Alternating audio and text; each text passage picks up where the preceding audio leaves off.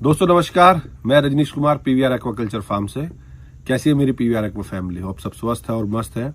दोस्तों आज इस वीडियो में हम बात करने वाले हैं जो विलेज पॉन्ड्स हैं, कम्युनिटी पॉन्ड्स हैं। ये हमारी जो अगली 4-5 वीडियोज हैं वो सब हमारी रिक्वेस्ट बेस पे हैं, जो मेरे किसान भाई ने रिक्वेस्ट की है, तो मेरे वो सबको कंपाइल करके आपको शेयर कर रहा हूँ। इस वीडियो में हम बात करेंगे जो विलेज पॉन्ड्स है उस पर फिश फार्मिंग कैसे करें, या वो सस्टेनेबल कैसे बने या प्रॉफिटेबल कैसे बने। दोस्तों जो भी गांव के पोखर में मछली पालन कर रहा है, वो किसी भी पार्ट ऑफ कंट्री कर रहा हो, किसी भी डिस्ट्रिक्ट में कर रहा हो, किसी भी विलेज में कर रहा हो, वो जनरली 5-6 बातों का ध्यान एकदम रखे, उसे पेपर पे नोट कर ले। सबसे पहले वो जब भी कोई पॉन्ड लीज पे ले रहा हो तो जाके उसकी खुद लोकेशन विजिट करे और उसकी करंट सिचुएशन देखे कि उसमें जल कुंभी वाटर हाइसिंथ कितनी हुई है, उसमें गांव का पानी कितना आता है, गांव का पानी पशुओं का जो स्लज या पशुओं का जो वेस्ट रहता है जिसको हम गोबर यूरिन कहते हैं, वो स्लरी कितनी आती है। ये सारी पैरामीटर्स वो खुद चेक करे। अगर बरसात होगी तो पानी का लेवल कितना तक जाएगा, ऐसा तो नहीं है उसकी सारी मछलियां ही वहां से निकल जाएं। ये बेसिक्स बातें वो सबसे पहले चेक करे किसी भी कम्युनिटी पॉन्ड को लीज पे लेने से पहले। जब वो कम्युनिटी पॉन्ड ले ले तो वो सब में पहले देखे कि वो कुछ भी करके उसमें सेडिमेंटेशन पॉन्ड्स बनाए।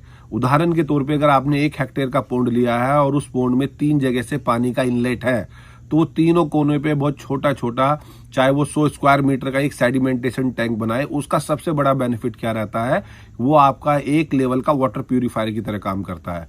पहले पूरी गंदगी आके उसमें डलेगी और उसका ओवरफ्लो आपके बड़े पॉन्ड में डलेगा जिसमें आपको मछली का पालन करना है, चाहे उसमें आप सीड रियर कर रहे हो, चाहे आप ग्रो आउट बड़ी मछलियां कर रहे हो। तो सेडिमेंटेशन पॉन्ड एक बहुत ही अनिवार्य रिक्वायरमेंट है अगर उसको आपको कम्युनिटी पॉन्ड, विलेज पॉन्ड, पोखर में सक्सेसफुल होना है। दूसरी सबसे बड़ी बात क्या ध्यान रखें, आप हफ्ते में 2 बार उसके वाटर पैरामीटर चेक करें, specially ammonia, nitrite, dissolved oxygen और पीएच का कितना फ्लक्चुएशन है। ये वीक में 2 बार जरूर करें।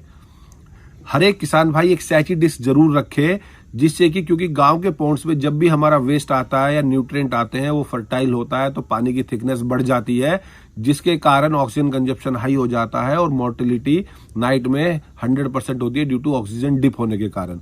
तो आपकी सैची डिस्क की मेजरमेंट हमेशा आपकी 20 से 30 सेंटीमीटर के बीच में रहनी चाहिए।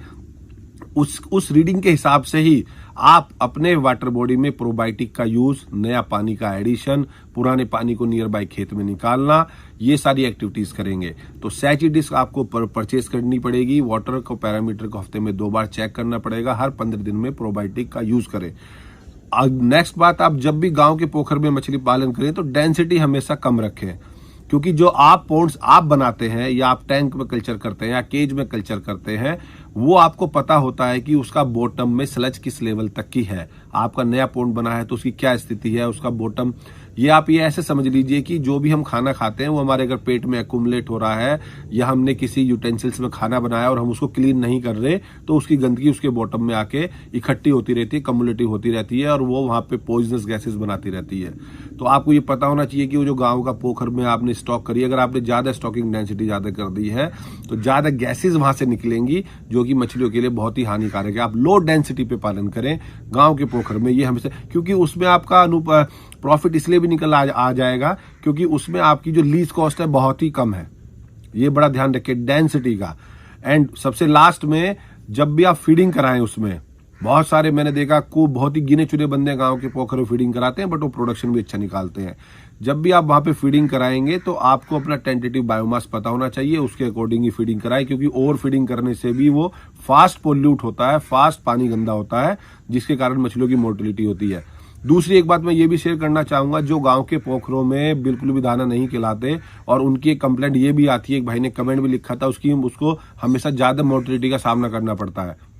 तो वो क्या करे, अपने गांव के पोखर में जब भी उसको मछली बेचनी हो, मछली को शिफ्ट करना हो एक प्लेस से दूसरी प्लेस, वो हफ्ता 10 दिन उन्हें खाना खिलाए, जिससे कि उनका इम्यून स्ट्रांग हो जाएगा। और जब भी उसको शिफ्ट करनी हो कम से कम 24 से 48 घंटे पहले खाना बंद कर दे, उसको हम कहते हैं इंग्लिश में कंडीशनिंग कर दे, और उसके बाद उसे ट्रैवल कराए। तो ना तो उसकी मोर्टेलिटी होगी और उसको मार्केट में भी अच्छा प्राइस मिलेगा, और एक जब हम भी सेल करते हैं तो फास्ट ग्रोथ ऑब्जर्व होती है। तो दोस्तों ये 5-6 बेसिक्स बातें गांव के पोखर में मछली पालन करने के समय आप ध्यान रखें, और बने रहे अपने पीवीआर एक्वा यूट्यूब चैनल पर और जानते रहें फिश फार्मिंग से रिलेटेड बातें। धन्यवाद।